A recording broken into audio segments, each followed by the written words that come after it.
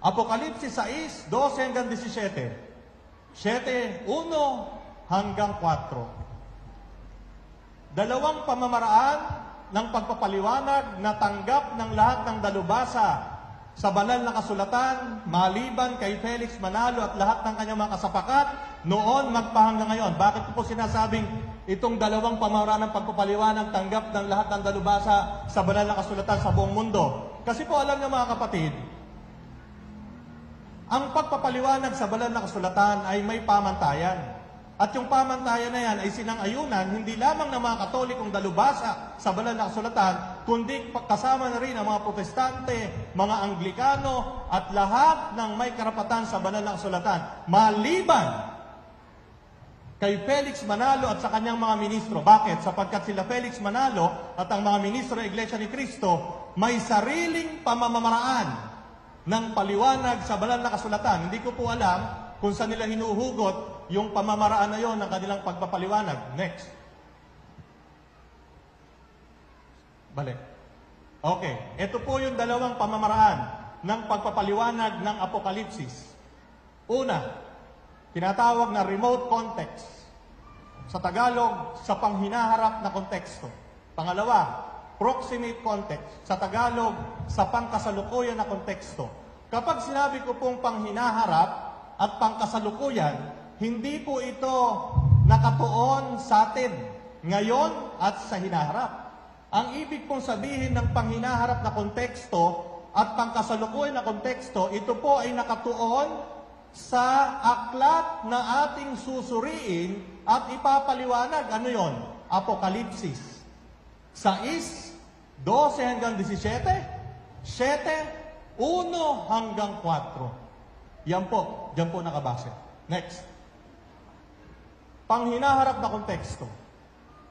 Sa Apokalipsis, Kapitulo 6 at Kapitulo 7, ipinapakita ang pangitain ng 7 selyo na isa-isang binuksan ng kordero. Ang 7 selyo ay naglalaman ng mga dekreto na tanging anak ng Diyos at yun lamang pinagpahayagan ang maaaring makaunawa. Ang pagpapatupad ng mga dekretong ito ay mababasa sa Apokalipsis 8:2 hanggang 9:18. So yung 6:7 ng Apokalipsis, diyan nakapaloob yung mga selyo, mga selyo na 7 selyo na ang makapagbubukas lamang ay yung anak ng Diyos at kung sino man yung pinagpahayagan na maaring makaunawa. Next. Kung titingnan nyo po, eto po. Kung babasahin nyo yan, ni Francis Gigot, General Principles of Biblical Interpretation. Hindi po sumusunod yung mga Iglesia ni Cristo dyan. Ang sinusunod ng mga Iglesia ni Cristo, yung mga ministro nila, ay kung ano lang yung ituturo sa taas. Kung ano lang yung pahayag ng sugo, yun lang ang kanilang susundin. Bakit nga? Kasi nga, kumbinsido sila na si Felix Manalo at yung anak at yung apo, sugo yon. Sila yung nasa Apokalipsis 7, 1 hanggang 3. Sa makatid, kung sugo yon, hindi maaaring magkamali sa pagpapaliwanag ng banal na kasulatan. Titingnan natin kung talagang siya ay sugo. Next. Pangkasalukuyang konteksto. Ang sumulat po ng Apokalipsis ay ang apostol na si San Juan Evangelista. Di po ba tatlo yung tanong Para maging maayos ang pagpapaliwanag mo ng banal na kasulatan, 3 tanong ang dapat mong sagutin. Una, sino ang sumulat? Pangalawa, ano ang layunin? Bakit niya sinulat yon? Pangatlo, ano ang sitwasyon? Nung panahon ay sinusulat niya ang aklat na yon. At kapag yon ang 3 tanong mo, hindi ka maliligaw. Pero kapag ang pamantayan mo lang ay yung personal na opinyon ng pinuno mo, patay tayo dyan. Ngayon, ano ang pangkasalukuyang konteksto nung Apokalipsis? Ito ang pangkasalukuyang konteksto. Para aliwin ng inuusig na iglesia, sumulat si San Juan Evangelista ng kanyang pangitain patungkol sa pag-uusig na ginagawa sa iglesia nung panahon na yon at pinapayagan naman ng Diyos. Tanong, kailan ba sinulat ni San Juan Evangelista itong Apokalipsis? Bibigyan ko po kayo ng exact data.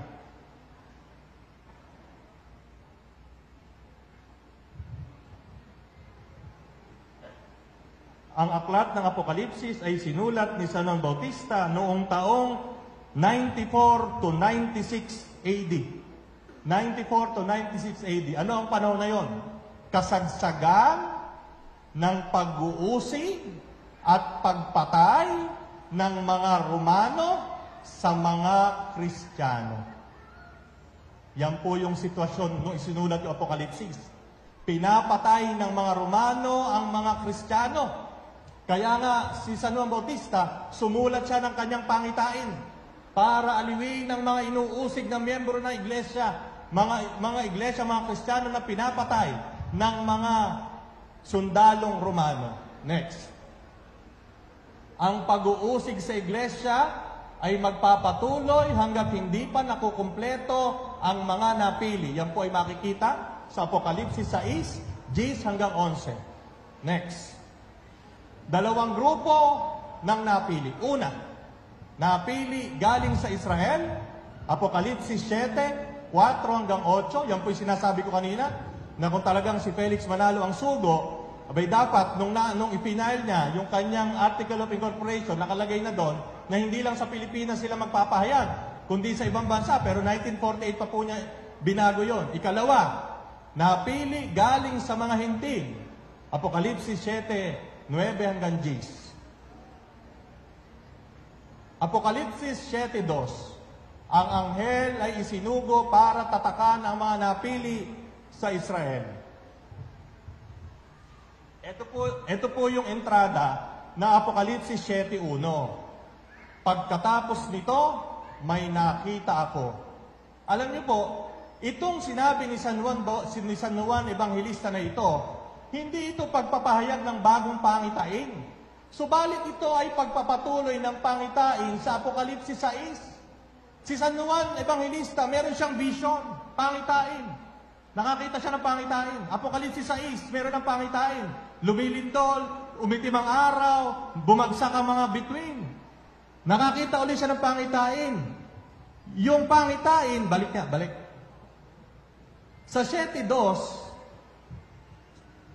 hindi ito pagpapahayag ng bagong pangitain, bagkus ito ay pagpapatuloy ng pangitain sa Apokalipsis 6. Next. 4 na hangin, 4 na anghel. Okay. Ang 4 na hangin na sinasabi sa Apokalipsis 7:1 hanggang 3, kaparehas siya ng digmaan. Sa 6:1-2, pagkawatak-watak. Sa 6:3-4, pagkagutom. Sa 6:5-6, pagkamatayan. Sa 6:7-8, ginamit ni San Juan ang Espiritu para sa mga Hudyo ay mga anghel. Yung Espiritu na nakalagay doon, 4 na anghel, ay katulad ng pananaw ng mga Hudyo nung panahon na yon. Next. At nakita kong umaakyat sa gawing silangan ng isa pang anghel. Sa pananaw ni Felix Manalo, siya yung anghel. Sa kanyang pananaw, ang silangan ay Pilipinas. Pero, dito sa pangitain ni San Juan Evangelista, ipinapakita ni San Juan kung saan niya nakita ang anghel na umaakyat. Pinapakita lang niya sa pangitain niya, sinusulat niya, kinukwento niya kung paano niya nakita yung anghel na umaakyat sa gawing silangan. Bakit? Dahil siya ay nasa Patmos. Ano po ba yung Patmos? Ito ay isla sa bansa ng Greece. Ang lugar kung saan ang araw ay sumisikat sa silangan, coastal region ng Asia Minor. Next. Ang isa pang anghel na tinutukoy, maliban dun sa 4, kung susuriin nyo, ito po, context. Diyan po wala ang Iglesia ni Cristo. Ang mga Iglesia ni Cristo kapag nagpaliwanag out of context. Bakit? Kung binasa nila yung buong libro ng Apokalipsis, makikita nila na yung anghel na tinutukoy sa Apokalipsis 7:2 ay si Kristo. Bakit? Pakipicturean po itong mga talata na ito. Lahat po ng talata na ito ay galing sa aklat na Apokalipsis. Babasahin ko po sa inyo. kung bakit ko sinabing yung anghel sa Apokalipsis 7:2, si Kristo yon, hindi si Felix Manalo. Babasahin ko po sa inyo. Uumpisahan ko po sa unang kapitulo ng Apokalipsis. Apokalipsis 1:1.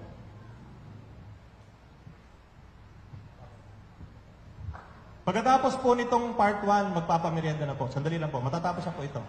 At habang nagpapamerienda po tayo, pwede pong magtanong sa unang bahagi. Apokalipsis 1. Sabi dito, ito ang pahayag ni Jesucristo na ibinigay ng Diyos sa Kanya at Kanyang inihayag kay Juan na alipin niya sa pamamagitan ng anghel na Kanyang isinugo. Okay. Sa unang pagkakarinig, parang sino nagsusugo? Si Kristo, di ba? Parang si Kristo. Pero ulitin ko po. Ito ang pahayag ni Jesucristo na ibinigay ng Diyos sa Kanya. Okay? Pahayag ni Jesucristo na ibinigay ng Diyos sa Kanya. At Kanyang inihayag kay Juan. So yung Diyos nagpahayag kay Kristo. Si Kristo nagpahayag kay Juan. Alipin niya sa pamamagitan ng anghel na Kanyang isinugo. Sino nagsugo ng anghel? Yung Diyos. Sino yung anghel? Si Kristo. Paano po natin malalaman na si Kristo talaga yung anghel na yan? Basahin pa po natin. Apokalipsis 7:2.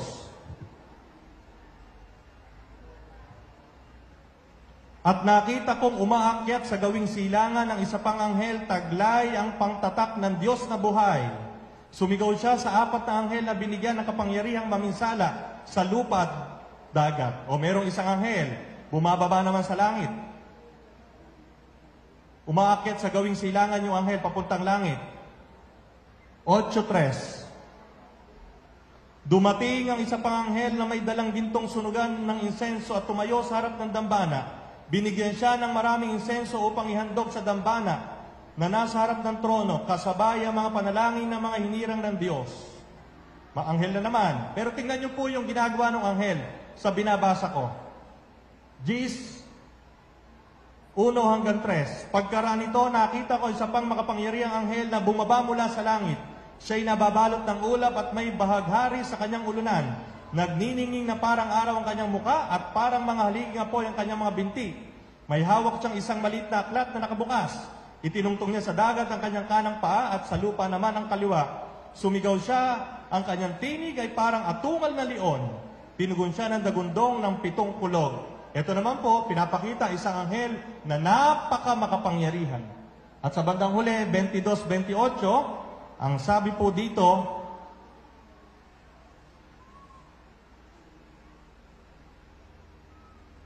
sinabing nagpatotoo na lahat na ito, tiyak nga, darating na ako. Amen, dumating ka nawa, Panginoong Jesus.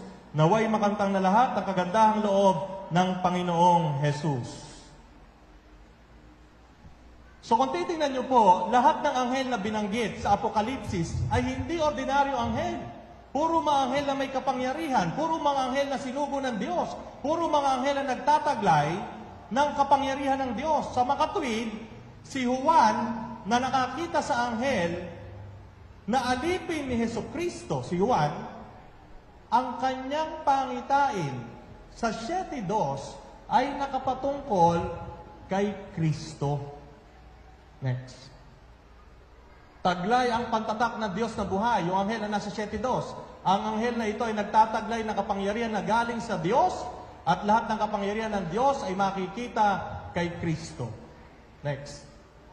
Mga puno, lupa at dagat, mga makasalanan na dapat tatakan bago pakawalan ng pagkawasak. Next.